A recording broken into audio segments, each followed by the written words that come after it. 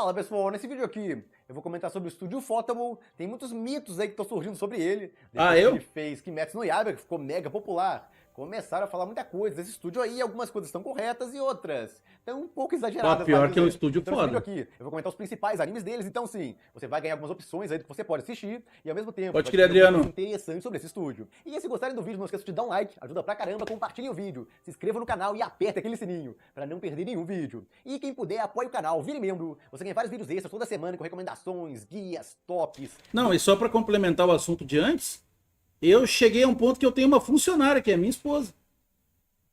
Comprei um PC pra ela, botei ela a trabalhar junto comigo e eu tenho uma funcionária. Então, olha só, né? Entre outras coisas, é muito conteúdo extra para os membros. Já tem mais de 120 vídeos extras que você ganha ao virar membro, dentre outras vantagens, como todos os vídeos do canal adiantados. Propaganda aqui é só comigo. Estúdio de subsidiária do estúdio TMS Entertainment, que é um estúdio que ficou mais conhecido ultimamente por Dr. Stone. Então ele tem um outro estúdio que está fazendo aí Tower of God, e desse estúdio saem alguns staffs aí, no caso. E staff, geralmente, se refere a produtor, ou no caso, diretores, animadores, etc. Saiu um pessoal desse estúdio e fundou aí o Ufotable, que desde o começo tinha uma mecânica meio diferente. Ufotable. No caso, eles não pegavam muita coisa, mas acabaram fazendo. Chegou alguns anos depois lá, eles se firmarem melhor. E eles fizeram alguns animes, e se você der uma olhada nesses animes, você vai notar que não tem nada demais. São animes super comuns, então, pô, aí o Ufotable era assim? Era um estúdio nada demais. Fora, no caso, não exagerar lá, botar os animadores pra fazer muita coisa ao mesmo tempo. Sempre foi um estúdio mais controlado lá, na quantidade do que ele faz. Mas isso aí, no caso, um bando Pode crer, jogador. Obrigado aí pelas palavras. Top. Isso aí só começou a vir depois de um tempo. A animação, eles realmente tinham um pessoal lá gabaritado pra fazer, mas essa parte visual... Nossa, mas é lindo esse cara foi o a animação desses... Mas eu botei na tela aí. Cara. Esse cara virou o rosto da Ufotable, a partir dele, quando ele fez lá Kara no Kyokai e tentou usar essa técnica de fotografia aí, o pessoal do estúdio começou a dar cada vez mais espaço pra ele, começou a botar ele em tudo que é obra do estúdio e acabou virando a cara da Ufotable isso. Bah, é um mitão, fotografia, mas fotorrealista, com bastante contraste também nos personagens, eles se destacam bem. Nos cenários, parece que tem um efeito glossy também em cima dele de vez em quando. Então, várias coisas aí que são basicamente aprimoramentos digitais. Porque tem animação 2D ali ainda. Muita gente acha que isso é 3D puro, não é! Tem 3D ali com certeza. Mas ao mesmo tempo tem muita animação 2D nas cenas, que são top, lá o pessoal fica, uau, de cara com as cenas. Tá cheio de cena feita completamente à mão aí. Só que eles pegam e aprimoram isso, com vários filtros digitais. Então, que já era bonito, eles tentam embelezar mais ainda. Mais precisamente, isso aí dá trabalho, exige tempo extra de produção, porque ao invés de deixarem um 2D puro lá, eles pegam e tentam incrementar pra caramba, botar um bando de efeito e tal, aumentar os efeitos, fazer eles se destacarem mais, um bando de coisa ali. Que coisa linda, olha isso, cara. Então, sempre que eu vejo alguém menosprezando e tal, prefiro 2D puro, é muito melhor e tudo mais. Beleza, você prefere 2D puro? Não vejo problema nenhum nisso, é gosto. De uma hora, vejo, pô. Fala, então, que é mais fácil fazer assim, é o caramba. Tá ligado que vai te custar 200, né? 2D, e depois pegar esse efeito 2D e retrabalhar ele ali, botando vários efeitos em volta. Dá muito vejo mais trabalho, sim. Caramba. Até por isso que o Ufotable só conseguia fazer, porque ela dava muito mais tempo de produção. Os animes dela conseguindo aí uns efeitos que se destacavam mais nesse processo. Quanto mais tempo, na verdade, eles tinham pra trabalhar no episódio, mais bonito lá ficava, porque mais tempo eles tinham pra trabalhar em fios e um bando de coisas lá.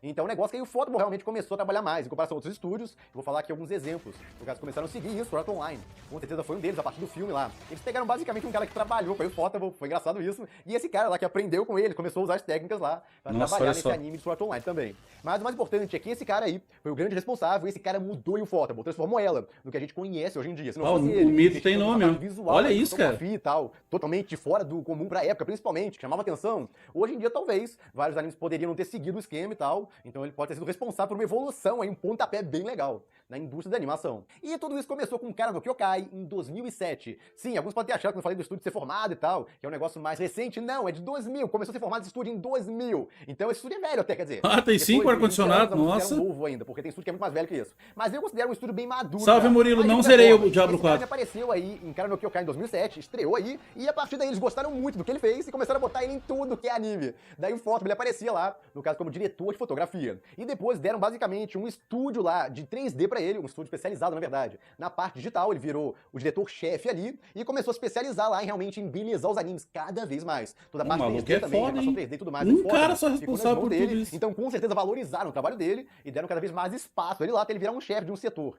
específico da Ufotable. Mas a Ufotable, na época, não era tão conhecida assim ainda. No caso, Kara no Kyokai não chega a ser um anime mega conhecido, embora os fãs de Fates conheçam até, a maioria deles, porque, no caso, os filmes são baseados em light novels escritas pelo mesmo autor de Fate Stay Night. No caso, Fate já esse autor, na verdade, é bastante ligado ao estúdio Ufotable. Mas de qualquer forma, só ia dar o pontapé, realmente, o pessoal ia começar a conhecer mais a Ufotable a partir de 2011, com Fate Zero. Foi o primeiro anime longo desse estúdio, que no caso teve essa parte visual aí muito acima da média. Que o pessoal já tinha visto, cara, no que eu tava acostumado, mas... Pior que eu não vi quase nenhum anime deles, cara.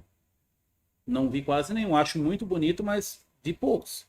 TV, foi um negócio, uou, que é isso? Ainda mais fãs de Haja Fate tempo também, né? estavam acostumados aí com o Fate, feito pelo estúdio Den. Esse Fate aí, queria muito ver. A animação dele, tudo mais a parte visual, e ele foi feito basicamente no mesmo ano, 2006 aí. No caso, cara, no Kyokai de 2007, um ano depois só, e já era lindo de morrer lá. Então tem essa desculpa e tal, não, é mais antigo, então se fez, então tem essa desculpa. Não, saiu foto, se tivesse feito o Fate naquela época, com esse, no caso, diretor de fotografia, já seria um negócio absurdamente acima da média. Vitor, é complicado, cara. 2007. Mas tinha esse Fate aí, de 2006, que muita gente lembra. No caso, ele iniciou muita gente nesse mundo de Fates, ele é importante por causa disso, iniciou muita gente nesse universo, depois disso saíram atrás do jogo e tudo mais, mas no caso, comparado a todos os Fates que existem, não é o melhor visto hoje em dia. Os Fates pela Ufotable são...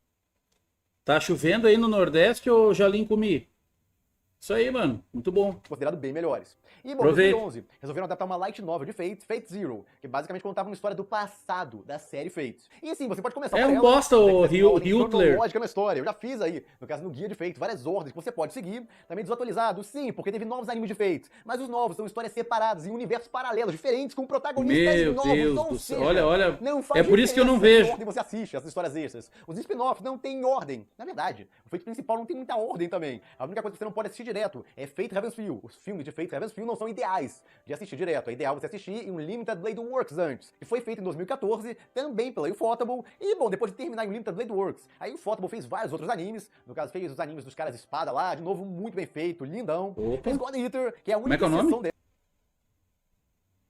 Katsugeki Touken Chinhabei. Ô, cara, gostei, hein? Vou ter que me clonar. Gostei desse negócio aí, cara. Dos caras de espada lá, de novo, muito bem feito, lindão. Parece uma Onimusha da vida. É a única exceção dela, no caso, o anime aí, que ela não teve tanto tempo de produção, teve vários adiamentos aí dos episódios, teve uma bagunça doida aí, porque basicamente eles tentaram fazer 2 animes no mesmo ano e não deu certo. É um estúdio que se dá muito bem, fazendo as coisas com muito tempo e tal. Em God Eater, parece, eles Vitor. não tiveram tanto tempo e deu meio ruim na produção lá. Ainda assim, a versão finalizada de Blu-ray DVD e tal, ficou muito bem feita, bonita e caprichada lá, embora seja um anime que não ficou tão conhecido do estúdio. Quase um anime mais desconhecido do estúdio. Com certeza, mas a parte visual dele God Eater, nem sabia que tinha. É bem acima da média. Não é toda a computação gráfica. Tentaram exagerar na pós-produção. Sabe esses efeitos aí que eu falei, digitais, colocam em cima e tal, que embeleza? Eles tentaram exagerar. E eu achei que, no caso, deu um efeito lá que os personagens pareciam todos em computação gráfica ali. Mas não eram. É um negócio bem esquisito, vale dizer. O que aconteceu ali. Esses efeitos que eles colocam é muito legal, mas o exagero deles acaba não dando tão certo. Eu acho que nada exagerado é bom, né?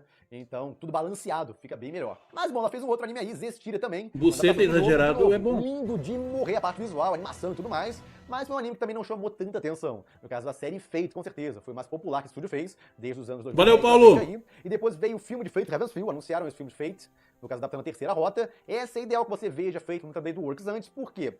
Porque eles pegaram uma parte lá que é igualzinha em Fate no Blade Works, no começo. No caso, eles pularam essa parte. Então eles botam um flash rapidinho lá. Então se você não viu esse Fate, os primeiros 5 episódios dele, do Blade Works, você pode ficar meio confuso lá. Por que aconteceu aqui? Por que pularam essa parte? Certeza que é tudo podelão. Então foi basicamente eles não querendo, no caso, repetir tudo que já aconteceu naquele Fate. Então é por isso que eu recomendo assistir aquele Fate antes. Porque de resto, a história é completamente diferente, então você poderia assistir como algo separado. Se não tivessem cortado aquelas partes lá que eu falei aqui. Mas de qualquer forma, a terceira rota, esse outro universo paralelo aí, eles resolveram adaptar em filmes, uma trilogia de filmes. Que, de novo, tem animação linda de morrer lá e deixou todo mundo de cara, principalmente com o episódio 2, tem umas cenas lá. Nossa, olha lá, é velho. fantástico, com certeza. A trilha sonora também é lindíssima, é muito, muito boa. Em geral, os filmes são excelentes, recomendo demais. Te ligou, Vitor? Inclusive, do que da série lá de Unlimited Blade Works. Mas isso aí é gosto de cada um. É bom já ir botando na listinha. Olha lá. Coisa. Aí o Ufotable, ela consegue se manter tão bem assim, porque ela manteve a filosofia que ela teve lá desde o começo, de não exagerar, fazer muita coisa. Ao mesmo tempo, e não é só isso. Além disso, ela paga bem os animadores dela, ela mantém muita gente com contrato fixo, a maioria dos estúdios, no caso, trabalha muito com freelancers, eles contratam lá fazer um anime e depois mandam embora e tal. Meu Deus. É muito gostoso manter o cara ali o tempo inteiro. Aí o Ufotable não. Ela treinava os animadores, trazia cada vez melhores animadores pra lá e pagava bem eles. E não só isso, ela dava muito mais tempo de produção pros animes dela, comparado a outros estúdios. Até por isso, ela, no caso, apesar de ter bastante gente no estúdio dela, trabalhando com ela faz poucos animes ao ano. É porque o número que diz lá, o número de funcionários da maioria dos estúdios, não é real. Aquilo ali é funcionários fixos. No caso de freelancers, a maioria dos estúdios tem muito mais que aquilo. Então por isso que vira uma bagunça a produção lá. Aí Ufotable não. Quase todo mundo que trabalha nos animes dela é de dentro do estúdio dela. Então é o que o pessoal chama de fazer o anime in-house, ou seja, dentro da casa lá, dentro do estúdio. Sem precisar de um bando de pessoas de fora lá externas, como a maioria dos animes precisa. É tipo geralmente, como a Sony era no início. 50, às vezes 60, 70%, no caso de trabalho de fora do estúdio. Só tinha os mitos fazendo os jogos, só que cada um tinha o seu estúdio e era próprio da Sony, né? Aí, quando ela matou os caras lá do Japão Studio, ali eu vi a desgraça. Fazer os animes. Aí o Photable se vira basicamente sozinha lá. Tem exceções, com certeza, mas em geral, ela usa basicamente só o pessoal lá de dentro, que é um pessoal mega capacitado, que ela paga muito bem e faz um excelente trabalho. Então os animes dela são tão caprichados, e tá um negócio tão bonito, a animação é tão boa, por causa disso. Uma filosofia de trabalho que os outros estúdios não fazem. Por quê? Porque é mais complicado fazer isso, dar certo assim, ganhar muito dinheiro. A maioria dos estúdios fica de olho grande lá em vários projetos e abocanha tudo de uma vez pra tentar ganhar muito dinheiro, e obviamente, se ele tem que dividir a força de trabalho dele entre um bando de animes, ele vai ter que contratar um bando de gente extra lá, vai virar uma bagunça, a coisa toda lá, muita coisa sendo feita ao mesmo tempo, e vai ser vir, um negócio mais e vai vir um monte de cara ruim fazer. Então, o primeiro fator aí que ajuda o estúdio a fazer um negócio mais bem feito. Lembra daquele top que eu fiz de estúdios? Não mudou até hoje. O top 2 dele?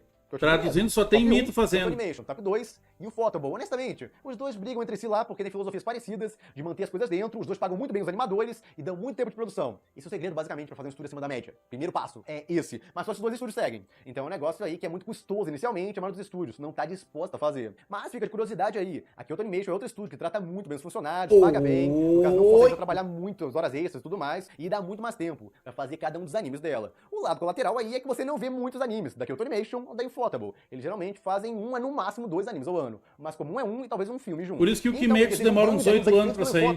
Olha, nunca vai acontecer porque o estúdio se deu bem aí, ele dá certo, fazendo pouca coisa. Então, como é o estúdio mais premium e seleto, que pega bem pouca coisa geralmente, no caso ele tá mais atrelado a jogos em geral, porque ele tem muita conexão, no caso, com o estúdio de Fate aí, produziu o jogo de Fate, e também com a Bandai, que já encomendou vários animes dele, inclusive aí o Tales e tudo mais. Ela já fez um bando de anime de Tales, vale dizer, então ela tem aí uma história com a franquia, mas ainda assim o tipo de anime não atraía tanta gente, até que aí o Photable chegou aí e foi fazer um anime baseado em um shonen de ação. E aí que o negócio mudou completamente. Quer dizer, já era bem famoso o estúdio, mas o que era um estúdio famoso virou um estúdio mega famoso, que todo mundo queria pro seu anime. No caso, o Photable aí pegou Kimetsu no Yaiba pra fazer. É foda, né, o Anderson? Mais passava os episódios, mais Ô, impressionante. Vitor, eu pensei nisso, cara. Tudo bem feitinho, no caso, o design nunca entortava e tal. Tanto anime foda e o Anderson só não vê porque é um velho reumático. Velho bem sem vergonha. Quando entortava, era de propósito, pra comédia e tudo mais. Mas em geral era muita animação Tá perdendo muita coisa boa, cara. De comédia, tinha animação fluida, no caso, uma coreografia de ação de comédia, tinha animação fluida. Pro Anderson, por exemplo, que nem o Vitor tá falando ali, que é um membro quase igual o velho porco, assim, tão velho que é do grupo aí. Ele é igual o Catra, tem 38 filhos. Na cabeça dele só existe Dragon Ball e Cavaleiro do Zodíaco. Você já pensou, cara? Ele não assiste nada fora disso. Tu imagina, cara, que é foda, cara. Ele se não aceita, ele assim, ó, não aceita.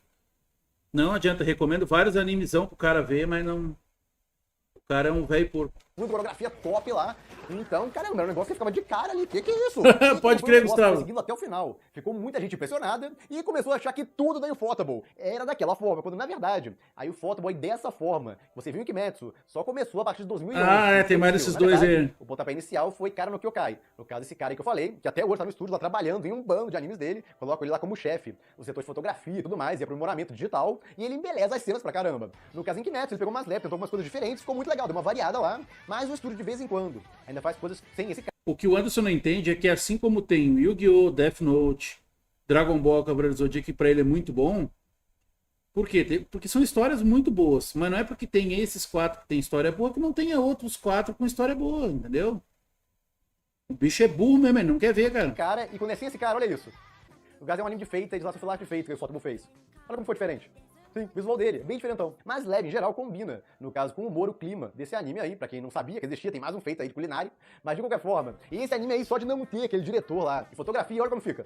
Então ele, basicamente, esse diretor de fotografia, que eu queria destacar aqui, virou a cara da Ufotable, reforço isso, o nome dele vale muito a pena destacar, ele mudou muita coisa no estúdio. Mas, obviamente, outros fatores ali ajudam pra caramba. O Ufotable só consegue fazer coisas lindas assim, sem parar, dando muito tempo de produção pros animes, pagando muito bem os animadores, tratando eles muito bem, no caso é famoso aí, os estúdios maltratarem os animadores e tal, no caso botar eles pra fazer hora extra sem parar, número absurdo, não pagar as horas extras e tal, é muita coisa. Eles fazem de ruim com os animadores, e tem esses estúdios aí que são exceções à regra. Os caras se arrebentando de fazer hora extra pra fazer anime bom e o Anderson por muito acima do que a maioria tá acostumado. Mas o preço disso é como eu falei, fazer bem pouca coisa. O que a maioria dos estúdios aí que faz 2, 3, 4 animes... Os caras nem dormem pra fazer coisa foda e... Sacrificar aí pra conseguir um negócio mais Anderson, acima da média. Mas reforçando aí, não beijinho no basta ombro. só ter bons animadores. Você tem que manter eles no estúdio, pagar bem a eles pra isso, não exagerar na carga horária e tal, que dá em cima deles, eles podem querer sair, no caso que tá muito pesado e tal. Então trate bem os seus animadores lá, vai colecionando muitos ali no seu estúdio, trazendo cada vez mais, pagando bem todos eles e tal, que se forma um estúdio aí acima da média, uma filosofia bacana forma um estúdio bacana.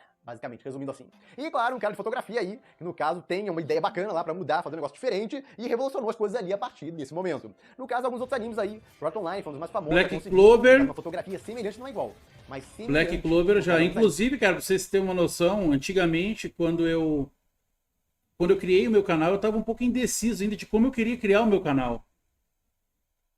Porque quando eu criei o canal sozinho, claro que eu queria fazer o canal de games, mas eu tinha muito conteúdo, muito conhecimento que eu queria passar para vocês de outras coisas.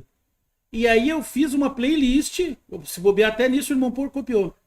Eu fiz uma playlist dentro do Mito Crates, né, do canal Mito Crates, e aí teve alguns vídeos de anime. O primeiro vídeo de anime que eu fiz pra internet, nunca tive um canal de anime antes do Mito TV. O primeiro vídeo que eu fiz foi sobre Black Clover. Fiz um vídeo falando sobre isso. Aí depois, claro, depois eu apaguei esse vídeo e criei o canal mesmo lá. Mas eu não vi todos. Na época que eu vi o Black Clover, tinha tipo 150 episódios, eu acho, ou até menos. E aí tava saindo semana a semana. Daí acabei abandonando porque, né? Aí fotos recentes, por quê? Basicamente teve um cara. Tem lá, ainda, será, ô Vitor? Mas trabalhou junto com esse estúdio. Será que ainda tem? Esse cara e chamaram pra Sword Art Online, pra virar o diretor de fotografia. Nossa, olha isso, cara. Puta que pariu, mano. Replicar um efeito muito parecido, destacando mais o cenário, um negócio mais fotorrealista. Que coisa mais linda, velho. Um aspecto muito semelhante. Inclusive, ele botou aprimoramento digital, tá nos poderes, nos efeitos, e muita coisa ali. Nossa. Então, basicamente, foi esse cara aí que não era da Ufotable, mas no caso que trabalhou com a Ufotable, porque eles pegaram lá, postar livre aí, freelance, vem pra cá, vem trabalhar com a gente. Foi o que eles fizeram e não sei se apaguei, Vitor. A fazer um negócio bem legal. Eu gostei realmente do resultado final, não é igual do Ufotable, mas já ficou bem semelhante. Calcula o Dragon Ball do Freeza com essa qualidade aí. O pessoal ficou totalmente de cara aí, porque não é um negócio comum. Na verdade, 10 anos depois, ainda não é comum. A maioria dos animes não tem esse tratamento. Os Sword Art Online, os animes de Face, os animes do Ufotable em geral, é um tratamento diferenciado ainda. Que eu saiba não, Giovanni. Que é um negócio fácil assim, não é realmente um filtro no caso automático. Pega um programinha, bota lá e faz a mágica. Não, não é assim que funciona. É um negócio que dá trabalho, precisa de conhecimento e tal. E só algumas pessoas específicas conseguem fazer. Então fica de curiosidade pra vocês. Aí o Ufotable nem sempre foi, que você vê hoje em dia. Pega um anime dela de 2005, 2004, por aí, você vai ver que não é nem perto do que você vê hoje em dia e não. Foi tudo um mito que mudou tudo. Porque se você pegar os animes de Kara no Kyokai, vocês vão ver que eles são quase tão lindos quanto os animes de hoje em dia e são aí de 2007, os animes bem antigos. Ah, os Sete Pecados, ô Luiz, eu vi, mas não tudo, cara. Ô Luiz Gabriel. Tem os animes, com certeza, com cada estúdio aí fazendo de 1 a 2 animes no ano, no máximo, mas pelo lado bom a gente teria produções muito superiores. Então eu acho um negócio positivo. E você paga melhor os animadores, trata bem eles e tal, olha, é difícil achar um lado negativo aí fora, esse de produzir menos animes. E bom, é basicamente isso. Espero que tenham gostado aí desse vídeo de curiosidade.